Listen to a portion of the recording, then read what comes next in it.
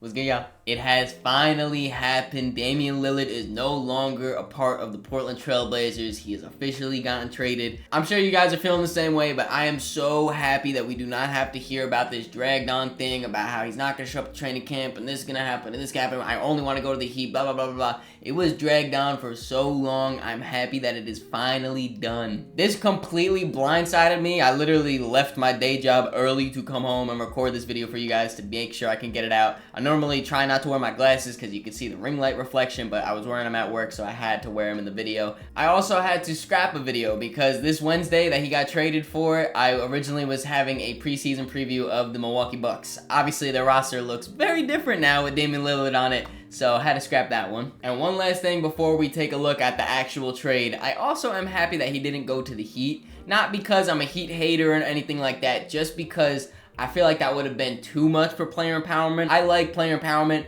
I don't like what Dame did, though, where he was like, I want to go to this one team. Any other team, I'm not going to. I want to go to this one team. Trade me to this one team.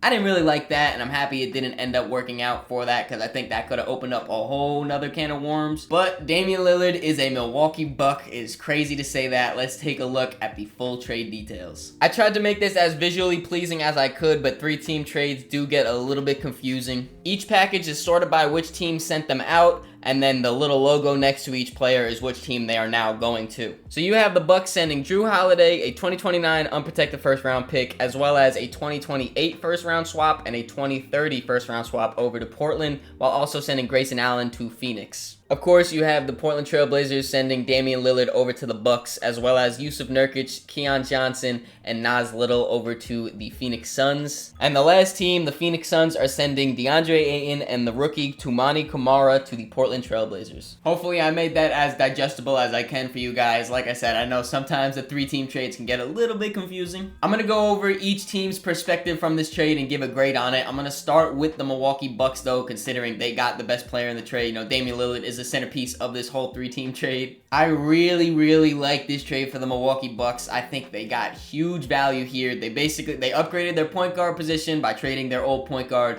They added in Grayson Allen, who, yeah, he's cool on their team, but it's not the end of the world. If I'm getting Damian Lillard, I'm fine with giving up Grayson Allen. And then those draft picks. Again, when you're a competing team, you want to keep as many assets as you can, but you also got to cash in when you can. I know Grayson Allen was a pretty big piece for the Bucks last year, starting a whole bunch of games for them, but they did bring in Malik Beasley, who I think, you know, depending on if he can get back on track with his three-point shot, he could take that starting role. Pat Connaughton can easily slide into that starting role as well for the Bucks, so I really don't think they're tripping about adding Grayson Allen into this trade. And it wasn't even a month ago when Giannis had that interview where he was saying that if not everyone on the team is bought into the team, you know, to winning a championship, making sacrifices, he's not going to sign his extension, he's not going to re-sign with the Bucks, he's going to go where he has his best fit, you know, and this is a very good fit right here in Milwaukee. I'm sure that's why they wanted to make the trade, to prove to Giannis, we are trying to bring, you know, the best pieces around you. We're trying to win a championship. Please stay. And I think it could work out. And neither Giannis or Dame have played with another player anywhere near each other's capability of player. This is by far the best player that either of these guys have played with. Obviously, when you have a guy like Giannis, who's one of the best players in the league, probably top 2 right now behind Jokic, and then when you add Damian Lillard, who is one of the best offensive players in the league, probably top 5 offensive players, it's going to be incredibly hard to guard either of these guys, especially when you add in the gravity that each of these guys have and the fact that it's pulling away from each other. When Dame is on the court, you have to pick him up from half court. He crosses that half court line, you're guarding him right here. When you have Giannis, you have to build the wall at the rim. So when you have Dame here at half court, you have to guard. And then you have Giannis, where you have to build that wall. Where are you going? Are you gravitating towards the rim to stop Giannis? Or are you gravitating towards half court because Dame can pull a bomb that's going to just drop right in?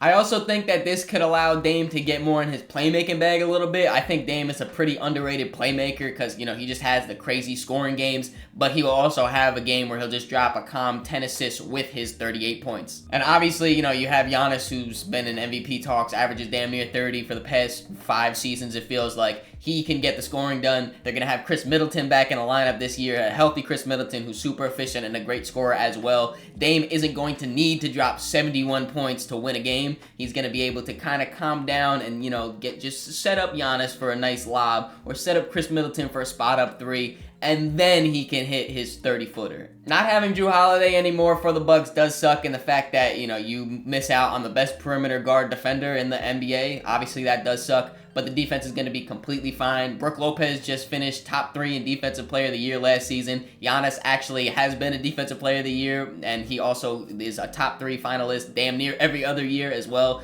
Having those two down low, holding it down, they're going to be fine. They also have some role players that can play some defense, though, too, like Jay Crowder, like Pat Connaughton, who might be in that starting lineup, as I mentioned before. Chris Middleton is pretty good at defense, too. Not on the level of Giannis and these other guys, but still, decent at it. This Bucks team is going to be very, very scary. In my preseason preview video, that is going to be lost in the void now, I guess, at this point. Their one weakness that I had was that they didn't really have too much point guard depth.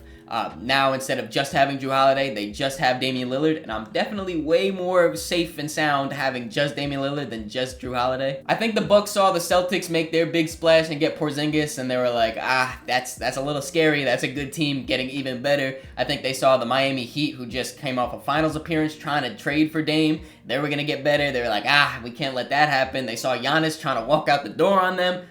We can't let that happen. Boom, step in, make the trade, and they got Damian Lillard. Incredible value for him, too. This is an A+ trade. Moving on to the Portland Trailblazers' perspective on this trade, I'm sure they're very happy that this is finished because they dragged it on way too long. They bought low on DeAndre Ayton. His stock is pretty much as low as it's ever been. And I mean, I guess you can't really fault them too much on that, but when he is their main piece back from a Damian Lillard trade, you kind of look at it a little disappointed. I do think Portland is a good place for DeAndre Ayton, though, because it gives him at least the opportunity to revitalize his game. It kind of seemed like the Suns gave up on him. He gave up on the Suns, so now he's in this new area. He has more shot opportunity and also just opportunity to grow as a player. He doesn't have the pressure of trying to win a championship right now. This team is going to be bad, so he can go out there and make mistakes and kind of just expand his game and find his game, honestly, really. They did also get Jrue Holiday in this trade, who will easily be traded by the trade deadline if they want to go that route and trying to just get even more assets.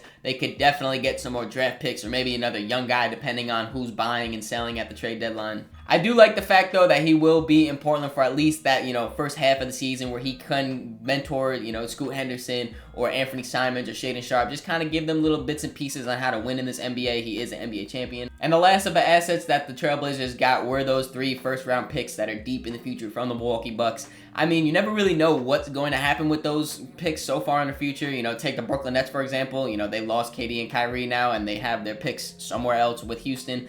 So you never know what's going to happen, but I do have faith since Dame is locked up on his long extension. He'll be in Milwaukee for a while. I in turn think that Giannis is going to be in Milwaukee for a while. Chris Middleton just signed his extension. Brook Lopez just got re-signed as well. So I think this core team is going to be in Milwaukee for the foreseeable future. I don't know how good those draft picks are going to be. And because of that, overall, I'm giving this a B- right now. I'm going to do a quick audible, actually. We're going to give them a C+ on this.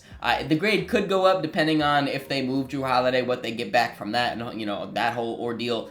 But the fact that they got DeAndre Ayton as their main piece back, I'm not a big DeAndre Ayton guy, so, it's kind of a little shaky right there. Those deep in the future first-round picks on paper right now are looking like they're not going to be, top lottery pieces or anything like that. I think they were backed into a corner, though, with Miami lowballing them and then Dame saying, I'm not going anywhere but Miami. I'm sure every other team that put in an offer, it was pretty much a lowball. So it kind of sucks in that aspect, but I wish they would get back at least something better than DeAndre Ayton. And that leads us to the final team involved in this trade, the Phoenix Suns. They've had a very productive offseason, obviously trading Chris Paul in a 3-team trade, now trading DeAndre Ayton in a 3-team trade, getting a bunch of different free agent signings. They had a very eventful offseason. Like I mentioned when talking about DeAndre Ayton with the Portland Trailblazers, the writing was kind of on the wall that both the Suns and DeAndre wanted to just part ways with each other.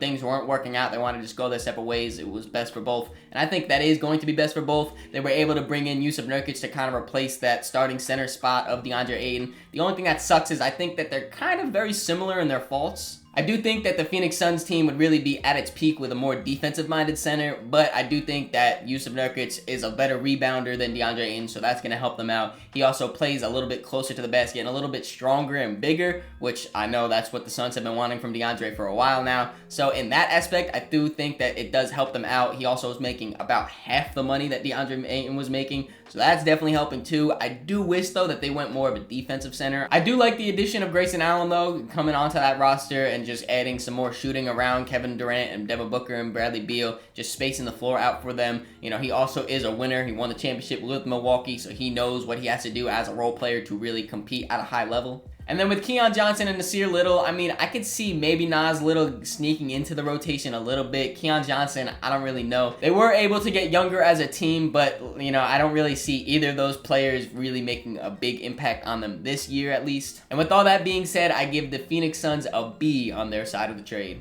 This is going to be one hell of a season, boys. Be ready, be prepared. I'm going to be covering it all throughout, so make sure you subscribe. Leave a like on this video if you enjoyed. In the description, there's links to all my social medias, so make sure you follow me on all those to keep up to date with me. Catch ya.